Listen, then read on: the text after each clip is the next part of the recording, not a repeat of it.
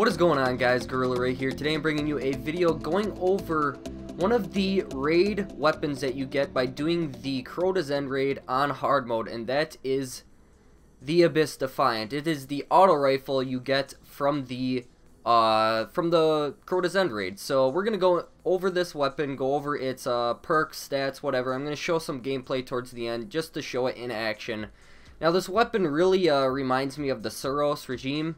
It actually when you have the certain perk equipped, it really reminds me of the Suros regime, and it kind of has similar stats when it comes to that. So as you can see here, this is what it looks like on the right here.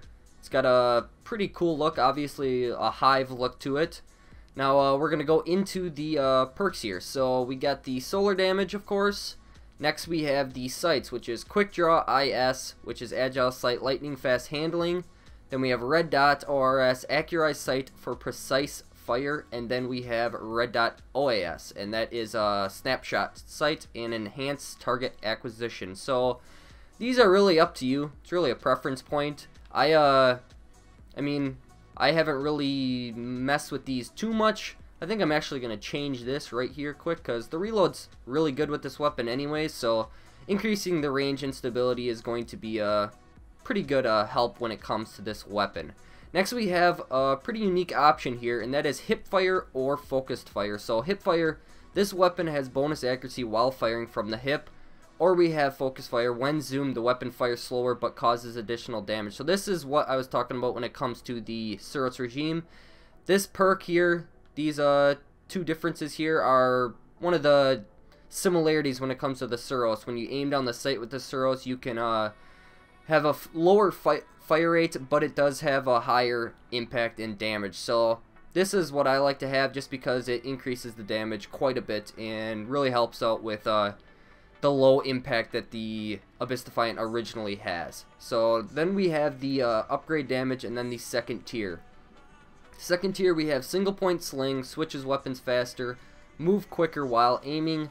Then we have perfect balance. This weapon has extremely low recoil and lightweight. When held, this weapon grants +2 character agility. So I really don't think that the other two, compared to the perfect balance, overdo the perfect balance perk. I think that this is probably what everybody's going to be running with when it comes to this weapon. These two just don't quite do it for me. Having I mean, look at how much of a difference the stability is. You can see that it really helps out the stability, and you can stay on your target a lot faster and a lot easier. So I recommend the perfect balance perk for this weapon.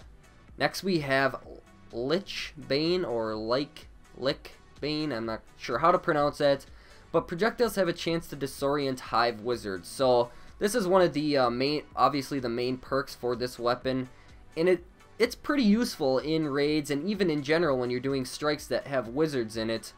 It's actually pretty helpful. You'll notice that it does disorient them quite often. It's not as it's not every time, obviously, but it, like it says, it has a chance. So I think it's about it's around a 33. It's about a third of a chance when you're killing wizards to disorient them. So I think that this perk can help out when it comes to that, but overall, if you're not going up against wizards, this perk obviously isn't going to do much for you, but it does help out in the Crota's End raid.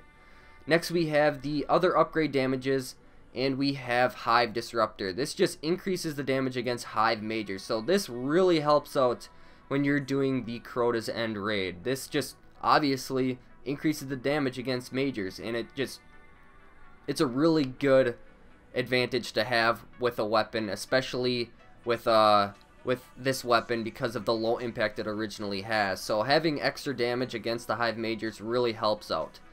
So these are the main perks, like you see here and what I just went over. So we're gonna switch it over to some gameplay, and I'm gonna show this weapon in action.